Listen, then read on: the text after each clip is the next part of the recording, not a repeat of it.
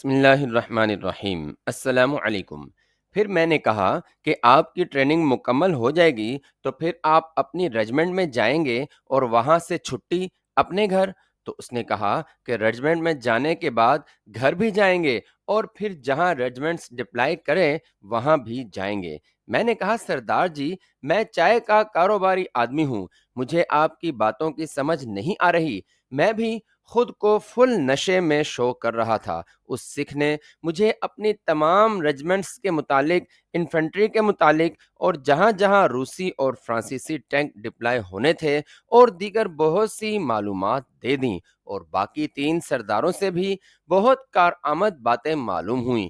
اس کے بعد میں نے ان کے کھانے کا آرڈر دیا اور رات 11 بجے کل پھر ملنے کا کہہ کر اپنے اپنے راستے پر چل دیے۔ میں ہوٹل پہنچا اور تمام اہم معلومات کو کوڈ کی شکل میں لکھنے لگا۔ یہ میری پہلی کامیابی تھی۔ اگلے دن مزید معلومات حاصل کرنے کے بارے میں سوچا اور سو گیا۔ میرا ارادہ تھا کہ اتنی مفصل معلومات بھیجوں کہ میرے سینئرز مجھ سے خوش ہو جائیں۔ اگلی صبح جب میں نے ان معلومات کا جائزہ لیا تو مجھے افسوس ہوا کہ یہ بہت تھوڑی ہیں۔ میں اب تک صرف 3 رجمنٹس کے متعلق جان پایا تھا۔ اول تو مجھے ان سکھوں سے حاصل کردہ معلومات کو ٹیلی کرنا تھا اور یہ بھی جاننا تھا کہ جو رجمنٹس ٹریننگ حاصل کر کے جا چکی ہیں ان کے متعلق، اور جو ٹریننگ حاصل کر رہی ہیں ان سب کے متعلق جاننا تھا۔ جب میں نے اپنے مشن کا جائزہ لیا تو یہ معلومات بہت معمولی تھیں۔ احمد نگر میں 3 ماہ کی ٹریننگ مکمل کر کے پہلی رجمنٹس چلی جاتی تھیں اور ان کی موجودگی میں نئی ٹریننگ لینے والی رجمنٹس پہنچ جاتی تھیں۔ مجھے 71 کی جنگ کے بعد سے لے کر آج تک تمام رجمنٹس کے بارے میں پتہ لگا کر مکمل اور مفصل رپورٹ تیار کرنی تھی۔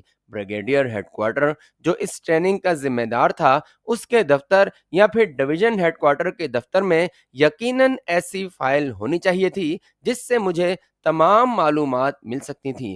احمد نگر ایک طرح کا ٹرانزٹ کیمپ تھا۔ وہاں آنے والوں کی فائل یا معلومات مجھے اول دونوں ہیڈ کوارٹرز کے دفتر سے، دوم کیمپ کمانڈنٹ کی آفس سے، سوم لنگر سے ملنے کی امید تھی۔ میں نے ان تینوں میں کیمپ کمانڈنٹ کے دفتر کا انتخاب کیا کیونکہ باقی دونوں ہیڈ کوارٹرز میں 20 دوسرے کام بھی ہوتے تھے، جبکہ کیمپ کمانڈنٹ وہاں ٹریننگ کے لیے آنے، رہائش، کھانے اور پھر ٹریننگ مکمل کر کے جانے والوں کا ذمہ دار ہوتا تھا۔ مجھے اس کے دفتر سے معلومات بھری فائل ملنے کی امید تھی۔ کیمپ کمانڈنٹ تک رسائی کے لیے میں نے ایڈوس کلرک کا انتخاب کیا۔ جب یہ پلان بنایا تو فوراً ہی تیار ہو کر ایڈوس کے دفتر کی طرف روانہ ہو گیا۔ سیکیورٹی چیکنگ سے ہو کر میں سیدھا اس کلرک بادشاہ کے پاس پہنچ گیا۔ گزشتہ رات نہ ملنے کا عذر طبیعت کی ناسازی بتایا۔ ایڈوس کے دفتر اکثر ٹھیکیدار، سپلائرز، رقم کی وصولی اور دیگر افراد آتے جاتے رہتے ہیں، اور یہ کلرک دوسرے ٹینڈرز دینے والوں کے متعلق بھی پوچھتے رہتے ہیں۔ اس لیے یہ دفتر غیر فوجی افراد سے بھرا رہتا ہے۔ اس لیے مجھ پر کوئی شک نہیں کر سکتا تھا کیونکہ میں بھی یہاں اپنی چائے کے آرڈر کے لیے آیا تھا، لہٰذا متعلقہ کلرک سے ملنے اور رابطہ بڑھانے میں کوئی خطرہ محسوس نہ ہوا۔ میں اس کے پاس جا کر بیٹھ گیا اور ادھر ادھر کی باتیں کرنے لگا۔ میں موقع کی تلاش میں تھا اور جلد ہی مجھے موقع مل گیا۔ کھانے کے وقفے میں وہ مجھے کینٹین پر لے گیا اور ہم ایک الگ تھلگ ٹیبل پر بیٹھ گئے۔ میں نے کہا کہ میں تم سے علیحدگی میں بات کرنا چاہتا تھا۔ تم نے اس سے پہلی ملاقات میں کہا تھا کہ بغیر افسروں سے رابطہ بڑھانے اور ان کو خوش کرنے کے کام نہیں بن سکتا۔ مجھے کھل کر بتاؤ کہ یہاں کس کس کو خوش کرنا پڑے گا۔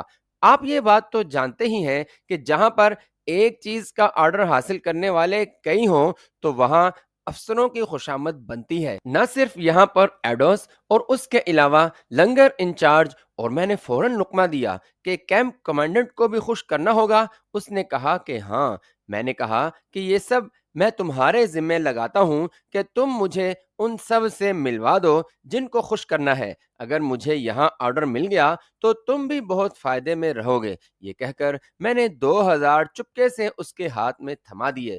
وہ پہلے تو انکار کرتا رہا مگر اس کا انکار رسمی تھا۔ میں نے جب زور دیا تو اس نے وہ پیسے اپنی جیب میں ڈال لیے۔ میں نے کہا کہ یہ محض پیشگی ہے، تم میرا کام کر دو تو میں تمہیں مستقل خوش کرتا رہوں گا۔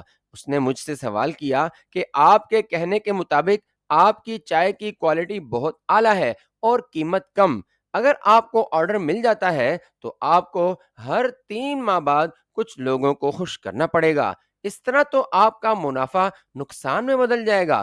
میں نے ہنس کر کہا کہ یہ کاروباری راز ہیں، لیکن میں تمہیں بتا دیتا ہوں، میں آہستہ آہستہ اپنی چائے کی کوالٹی کم کرتا جاؤں گا اور اس طرح نقصان نفع میں بدل جائے گا۔ میں نے اسے کہا کہ میں ایک بڑے کاروباری فیملی یعنی چوپڑا فیملی سے ہوں، اور ہمیں یہ بتایا جاتا ہے کہ کاروبار میں فوری نفع حاصل کرنے کا نہ سوچو، بلکہ شروع میں اگر نقصان بھی برداشت کرنا پڑے تو کر لو، کیونکہ یہی نقصان بعد میں بڑے منافع میں بدل جاتا ہے۔ الغرض میں نے اسے ذہنی طور پر اس طرح قائل کیا کہ اس نے مجھے فوراً متعلقہ افسران سے ملوانے کی حامی بھر لی اور مجھے لنگر کی طرف لے گیا۔ لنگر انچارج اس وقت فوجیوں میں لنگر تقسیم کا جائزہ لے رہا تھا اور وہ خاصا مصروف لگ رہا تھا۔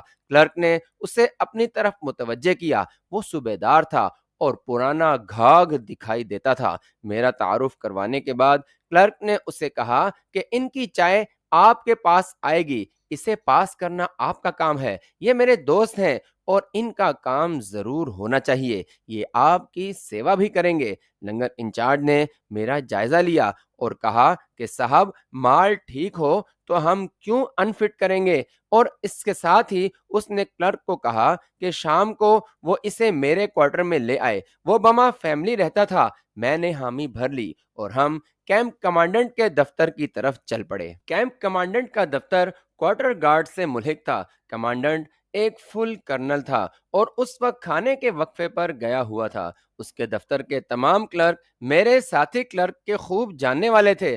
ان کی بے تکلفی دیکھ کر مجھے اندازہ ہوا کہ ایڈوس سے لے کر لنگر اور کمانڈنٹ دفتر تک ایک زنجیر بنی ہوئی ہے، سب مل بانٹ کر کھاتے ہیں۔ ٹریننگ کرنے والے 3 ماہ کے لیے آتے ہیں اور اس دوران ان کی خوراک صابن، تیل، تولیہ اور دوسری اشیاء ان کو فری ملتی تھیں۔ ان کی کوالٹی میں ہیر پھیر کر کے اور ٹھیکے داروں سے ملی بھگت کر کے زیادہ قیمت کے ٹینڈر منظور کیے جاتے تھے، اس لیے ان تینوں دفاتر کے کلرک آپس میں خاصے بے تکلف تھے۔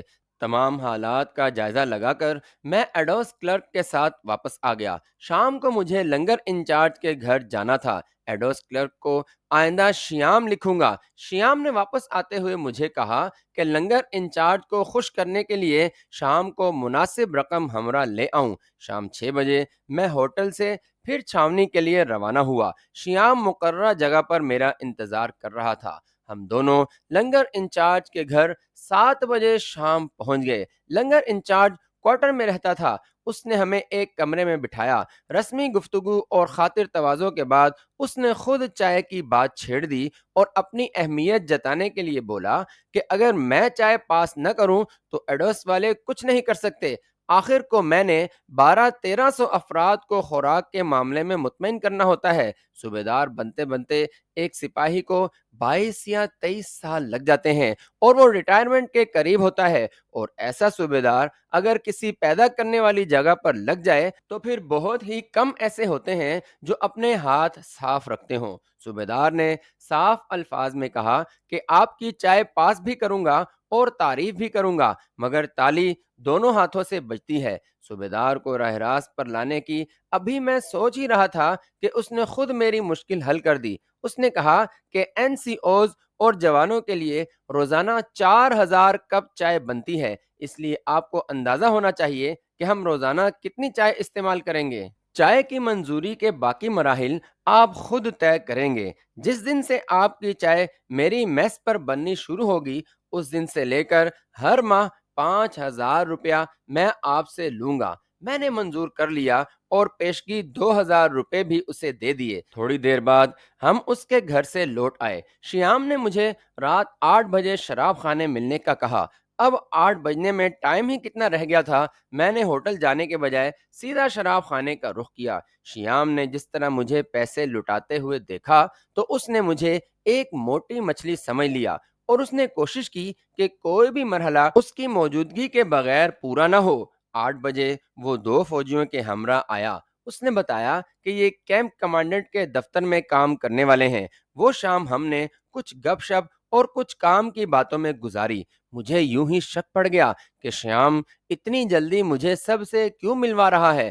اگرچہ میں ان دونوں فوجیوں کو کیمپ کمانڈنٹ کے دفتر میں دیکھ چکا تھا، لیکن پھر بھی تسلی کے لیے میں نے اپنے کام کی بات کو اس سے آگے نہ بڑھایا اور کہا کہ میں کل شیام کے دفتر میں آؤں گا اور اس کے ہمراہ کیمپ کمانڈنٹ سے ملوں گا۔ جب وہ مے نوشی کر رہے تھے تو میں ان کے چہروں سے ان کے دلی جذبات کی عکاسی کر رہا تھا، کیونکہ نشے کی حالت میں انسان دل کی بات زبان پر لے آتا ہے اور چہرہ اس کی عکاسی کرتا ہے۔ میں نے محسوس کیا کہ شیام اور دوسرا فوجی بات بات پر ہنس رہے ہیں اور تیسرا فوجی گہری سوچ میں کھویا جاتا تھا۔ میں اس کی طرف متوجہ ہوا اور کہا کہ کیا بات ہے یار، بیوی کی یاد آ رہی ہے۔ وہ کھسیانی سی ہنسی کے بعد پھر چپ ہو گیا۔ میں نے 2 3 بار اسے ٹٹولنے کی کوشش کی، لیکن وہ دل کی بات زبان پر نہ لایا اور نہ ہی اس کی خاموشی اور سوچنے میں کوئی فرق آیا۔ شراب خانے میں کوئی ٹوائلٹ وغیرہ نہیں تھا،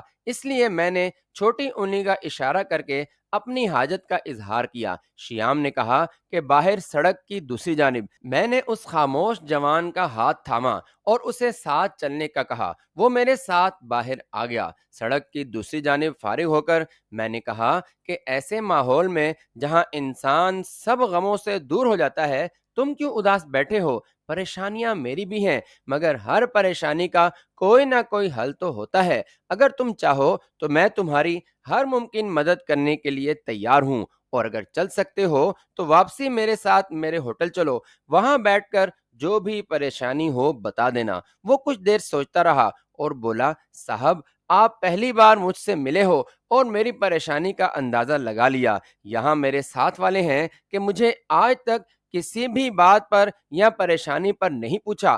آپ میں مجھے ایک ہمدرد انسان دکھائی دیتا ہے۔ واپسی پر میں آپ کے ساتھ چلوں گا۔ شراب خانے سے میں آدھے گھنٹے بعد اٹھاؤں گا اور پھر سویلین لباس میں آپ کے ہوٹل کے باہر پہنچ جاؤں گا۔ آپ بھی میرے آنے کے بعد جلد آنے کی کوشش کیجیے گا۔ میں نے اسے دلاسا دیا اور ہم واپس آ گئے۔ میں نے اس کے گلاس میں زیادہ شراب ڈالی تاکہ وہ زیادہ نشے میں آ جائے۔ کچھ دیر بعد اس نے سر درد کی شکایت کی اور اٹھ کر باہر چلا گیا۔ ہمارے ٹیبل پر محفل اس وقت شباب پر تھی، اس لیے دوسروں نے اس کے جانے کا خاص نوٹس نہ لیا۔ تقریباً 11:30 بجے ہماری محفل برخاست ہوئی۔ مجھے یقین تھا میری طرح شیام اور اس کا ساتھی بھی مستقبل کے سنہرے خیالوں میں ڈوبے ہوئے ہوں گے۔ یہاں پر ایک بات عرض کرتا چلوں کہ سوائے بنگال اور مدراس کے دور دراز دیہاتوں کے جہاں مقامی زبان بولی جاتی ہے، سارے بھارت اور فوج میں جو زبان بولی جاتی ہے وہ ایسی اردو ہے جس میں بمشکل سنسکرت کے 30 یا 40 الفاظ شامل کیے گئے ہیں۔ ٹھیٹھ اور کڑک سنسکرت زبان صرف سیاسی جلسوں میں بولی جاتی ہے۔ سارے بھارت کی زبان وہی ہے جو فلموں اور گانوں میں استعمال ہوتی ہے۔ یہ 30 40 سنسکرت الفاظ یاد کر کے ان کو مناسب جگہ پر استعمال کر کے آپ ہندی زبان کے ماہر بن سکتے ہیں۔ دوران ٹریننگ مجھے 60 سے زائد سنسکرت کے الفاظ یاد اور ان کا صحیح جگہ استعمال سکھایا گیا تھا۔ میں شراب خانے سے نکلا، رکشے پر بیٹھا اور ہوٹل کی راہ لی۔ وہ کلرک جس کا نام اشفق سنہا تھا، ہوٹل کی لابی میں میرا منتظر تھا۔ میں اسے اپنے کمرے لے گیا، شراب خانے سے ہمراہ لائی ہوئی بوتل کھولی اور اسے ایک پیگ بنا کر دیا۔ میں نے اسے کہا کہ اگر انسان کے کام نہیں آئے گا تو کیا یہ پرندے اور جانور کام آئیں گے؟ میں نے کہا کہ میں بالکل اکیلا ہوں، اپنی ضرورت سے زیادہ آمدنی ہے، بمبئی میں رہائش ہے اور کاروبار بڑھانے کے لیے یہاں آیا ہوں، پنجابی ہوں اور ذات پات پر یقین نہیں رکھتا، انسان دوست ہوں، تمہیں پریشان دیکھ کر نہ رہ سکا اور تمہیں یہاں بلا لیا۔ صاف بتاؤ کس بات نے تمہیں پریشان کر رکھا ہے؟ جو کچھ بھی میرے بس میں ہوا تمہارے لیے کروں گا۔ شراب کے نشے میں اشفق سنہا ضبط کے سب بندھن توڑ بیٹھا اور دھاڑیں مار کر رونے لگا۔ میں چاہتا تھا کہ وہ زیادہ دیر تک نہ روئے، کیونکہ دکھ میں رونے سے نہ صرف سکون مل جاتا ہے بلکہ ڈھارس بھی ملتی ہے۔ میں اشفق کے قریب بیٹھ گیا اور کہا کہ مرد رویا نہیں کرتے، تم بھی مرد ہو اور فوجی بھی ہو، تمہیں تو ہرگز نہیں رونا چاہیے، بلکہ اپنی پریشانی دور کرنے کی تدبیر کرنی چاہیے۔ یہ میرا وعدہ ہے کہ تمہاری ہر ممکن مدد کروں گا۔ اشفق نے کہا کہ صاحب، میرے پتا جی فوت ہو چکے ہیں، میری 3 بہنیں ہیں، جوان ہیں، مگر جہیز نہ ہونے کی وجہ سے سگائی نہیں ہو پا رہی۔ میری آمدن قلیل ہے، اتنے زیادہ جہیز کا بندوبست کرنا میرے بس کا روگ نہیں۔ بڑی بہن کی ایک جگہ منگنی ہوئی ہے، مگر جہیز نہ ہونے کی وجہ سے وہ بھی منگنی توڑنے کی بات کر رہے ہیں۔ ماتا جی اس غم میں گھل گھل کر بیمار ہو چکی ہیں۔ میں نے ہر ممکن کوشش کی، مگر کہیں سے بھی رقم کا بندوبست نہیں ہو سکا۔ میں ہر مشکل سے مشکل کام کرنے کے لیے تیار ہوں، مگر اپنی بہن کی سگائی ٹوٹتے نہیں دیکھ سکتا۔ اس کی دکھ بھری داستان برے صغیر کے 80% گھرانوں کی داستان تھی۔ لاکھوں لڑکیاں جہیز نہ ہونے کی وجہ سے اپنی شادی کی عمر عبور کر کے بوڑھی ہو چکی ہیں۔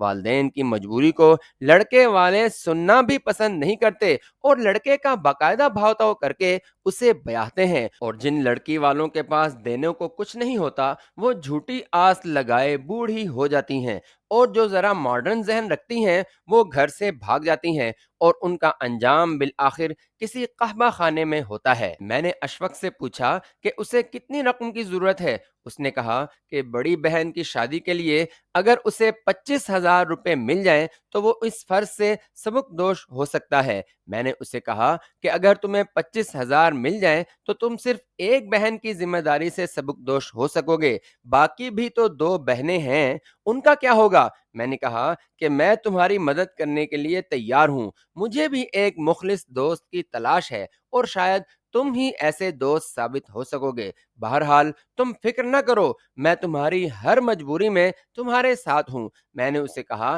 کہ بمبئی میں نے ایک کلب بنایا ہوا ہے جس میں صرف غیر شادی شدہ مرد اور عورت ہی ممبر بن سکتے ہیں۔ اس میں ہم ہر طبقے کے لوگوں کو ممبر بناتے ہیں اور ان کے لیے نہ صرف رشتے تلاش کرتے ہیں بلکہ شادی کے وقت بھی بھرپور معاونت کرتے ہیں۔ تمہاری بہن کی شادی کے لیے اپنی طرف سے اور کلب کی طرف سے پورے 25,000 کا بندوبست کر دوں گا، بلکہ تمہاری دوسری 2 بہنوں کے لیے بھی کلب کی طرف سے موزوں رشتے تلاش کریں گے۔ میں نے اسے خاصی تسلی دی، اور پھر اچانک مجھے کچھ یاد آ گیا اور اسے کہا کہ بہت سارے فوجی بھی ہمارے کلب کے ممبر ہیں۔ ان ممبروں میں جہاں تک مجھے یاد ہے ٹینک ریجمنٹس کے جوان اور افسران بھی شامل ہیں۔ پھر یادداشت پر زور دیتے ہوئے میں نے کہا کہ مجھے یاد ہے کہ ٹینک ریجمنٹ کا ایک جوان جس کی بہن کی بھی شادی اسی وجہ سے رکی تھی، وہ ہمارے کلب کی دہلی کی شاخ کا ممبر بنا تھا۔ وہ پنجاب کے کسی علاقے کا رہائشی تھا۔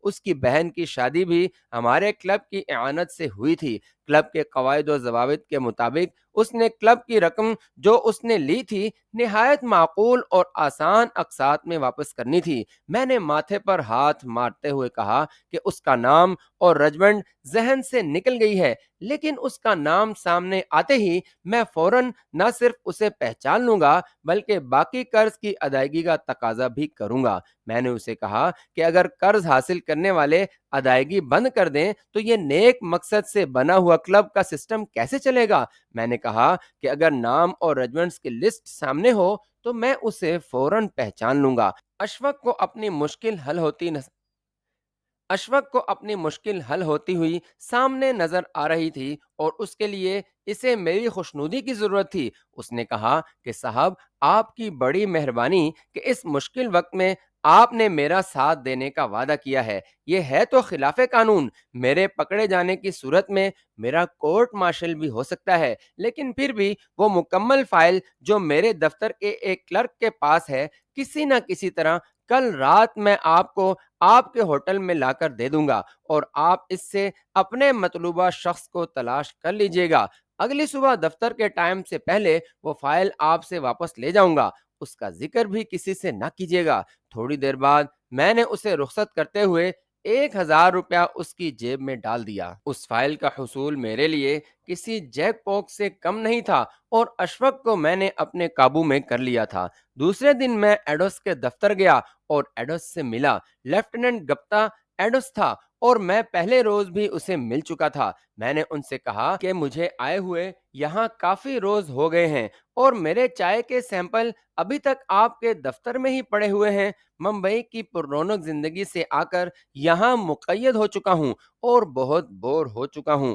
آپ میرے چائے کے سیمپل متعلقہ افراد تک پہنچائیں تاکہ ٹیسٹ کر کے کچھ فیصلہ ہو سکے۔ ایڈوس سے میری ساری گفتگو انگلش میں ہوتی تھی۔ وہ میری شخصیت نپی تلی انگلش سے متاثر ہوا اور اس کے پیچھے بھی نوٹوں کی کشش تھی۔ اس نے میرے سامنے اپنے دفتر کے ایک کلرک کو میرے سیمپل لنگر بھجوانے کا آرڈر دے دیا اور کہا کہ یہ محض ایک رسمی کارروائی ہے کہ سیمپل چیک کرنے کے لیے لنگر میں بھیجے جاتے ہیں۔ میں بغیر لنگر میں بھیجے بھی فیصلہ کر سکتا ہوں، اور جہاں تک تمہاری بوریت کا سوال ہے تو کل شام تم میرے مہمان ہوگے۔ میں تمہیں اپنے ہمراہ آفیسرز میس میں لے چلوں گا۔ اور پھر میں کرنل گپتا کا شکریہ ادا کر کے ان سے اجازت لے کر کلرکس کے پاس آ کر بیٹھ گیا۔ شیام سے کچھ دیر گپ شپ کی اور اس نے کہا کہ کرنل گپتا نے آپ کے سیمپل میس میں بھجوانے کا آرڈر دے دیا ہے۔ میں نے اس سے کہا کہ میں ان سے مل کر آ رہا ہوں، ابھی کام جلدی کرنا ہے،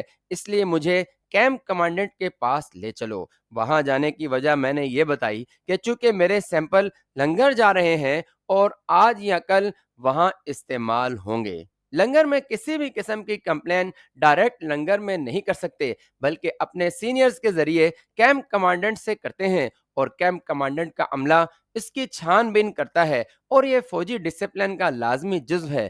تھوڑی دیر بعد شیام مجھے لے کر کیمپ کمانڈنٹ کے دفتر چلا گیا۔